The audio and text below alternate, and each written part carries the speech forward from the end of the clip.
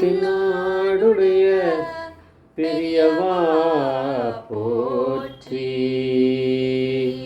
பெரியவா போற்றி, பெரியவா எந்நாட்டவர்க்கும் இறைவா போற்றி, இறைவா போற்றி, இறைவா सर्वज्ञ सर्वव्यापी महापेरियवा चरणं, महापेरियवा चरणं,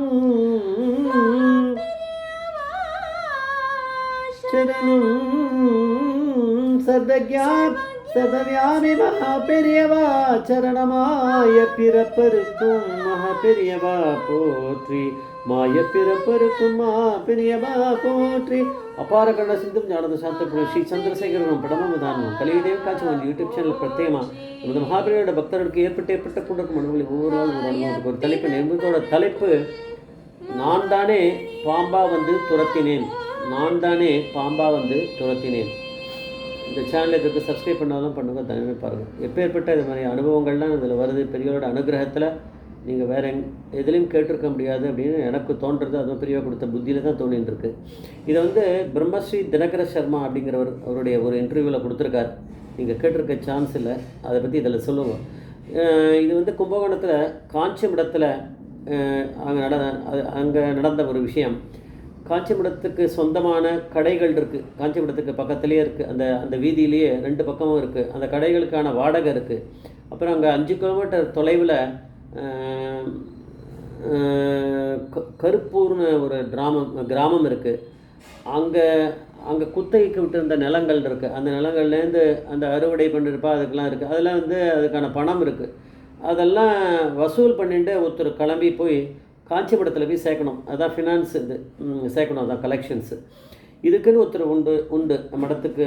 அந்த கும்பகோணத்துலேயே சேர்ந்தவர் ஒருத்தர் அதுக்கு இருக்கார். அவர் என்ன பண்ணுவார், மாதம் அப்படி எடுத்துன்னு போவாராம். இதை வந்து சொல்கிறவர் யாருன்னா பிரம்மஸ்ரீ தினகர சர்மா. அவர் வந்து என்ன பண்ணார், அந்த காலத்தில் அந்த சாக்குப்பை அதெல்லாம் கண்டுபிடிக்காத போது இருந்தது அப்படின்னா சம்பவத்தை எப்படி இருக்கும் நீங்கள் இமேஜின் பண்ணி பார்த்துக்கலாம். கோணிப்பை சொல்லுவேன், அது இல்லை, வெறும் துணிப்பை தான் அது. அதை எடுத்துகிட்டு அவர் பணம்லாம் எல்லா இடத்துலையும் கனெக்ட் பண்ணிட்டார். எல்லாமே ரூபா நோட்டே கிடையாது, எல்லாமே காயின்ஸ் தான். அதில் முழுக்க வெயிட்டாக இருக்கும். அந்த துணி முட்டையை தலையில் வச்சுட்டு கட்டின்ட்டு நல்லா தலையில் வச்சுட்டே நடப்பார். அன்றைக்கி சம்பவத்தை அன்றைக்கி எல்லாம் நடந்துருது. இது பண்ணிட்டார். தலை மேலே வச்சுட்டு போய் கலெக்ட் பண்ணிட்டு திருப்பி மடத்துக்கு வந்துட்டுருக்கார், கும்பகோணம் மடத்துக்கு. ஷார்ட்கட் வந்து காவேரி கரை ஓரமாக ஒன்று இருக்குது, அது வழியாக வராரு. அப்படி போனால் உடனே போய் சேர்ந்துடலாம். இல்லைன்னா சுற்றிட்டு போனால் ரோடு வழியாக, மெயின் ரோடு வழியாக போனால் ஒரு 4 கிலோமீட்டர் ஆகும். அவருக்கு கொஞ்சம் சாயங்காலமாக எடுத்து சீக்கிரம் போய் அதெல்லாம் சேர்த்துட்டா வீட்டுக்கு சீக்கிரம் போயிடலான்றதுக்காக அந்த பக்கம் வந்திருக்கார். ஆனால் பெரியவா இங்கே காஞ்சிபுரத்தில் உட்காந்துட்டு இருக்க பெரியவாளுக்கு இது தெரியுமா தெரியாதா அப்படின்னா அவருக்கு தெரியும். பெரியவா தான் பரமேஸ்வரன் இல்லையா.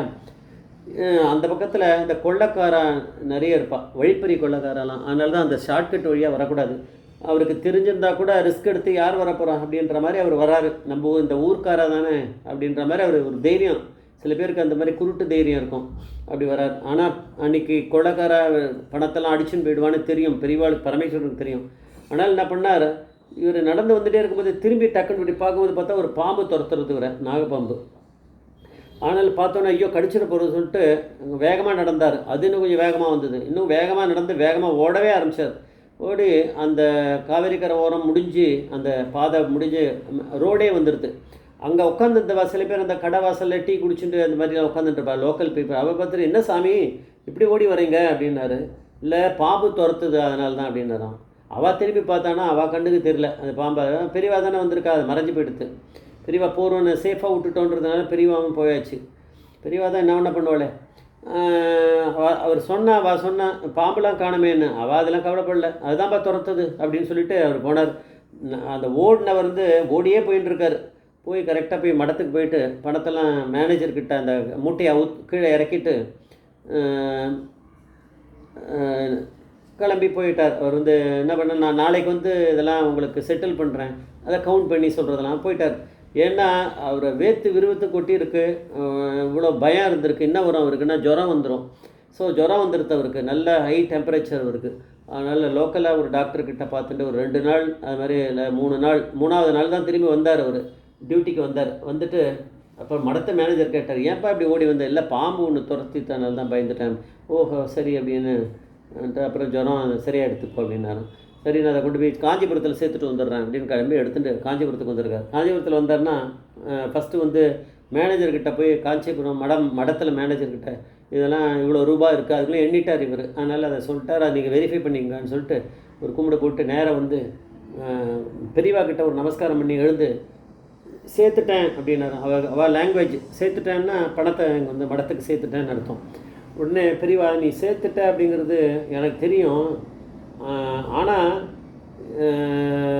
நீ ஏன்பா இப்படி பயந்து நடுங்கின அன்னைக்கு அப்படின்னாரான். அவர் முழிச்சாராம், நான் தானே உன்னை துரத்தினேன் அப்படின்னாரு. அவர் பாம்பு என்னை துரத்திதுன்னு கூட சொல்ல விடலை பெரியவா, மகாபிரிவா முன்னாடி வாயை திறக்க விடலை. நான் தான்ப்பா உன்னை துரத்தினேன், ஏன் அப்படி பயந்து நடுங்கி ஓடி இருக்க நீ அப்படின்னாரான். அவர் என்ன பண்ணுவார் அப்புறம் தான் அவருக்கு தெரிஞ்சிருக்கும். இப்பேற்பட்ட பரமேஸ்வரன் பெரியவா அப்படி கீழே நம்ம இது பண்ணும்போது அதுக்காக வந்து இந்த மாதிரி திமிரோட நம்ம வந்து அந்த இப்படி போகலாம், கொள்ளக்காரர் இருக்க வழியில் போகலான்லாம் பண்ணக்கூடாது. அதுதான் அவருக்கு கடைசி வார்னிங்.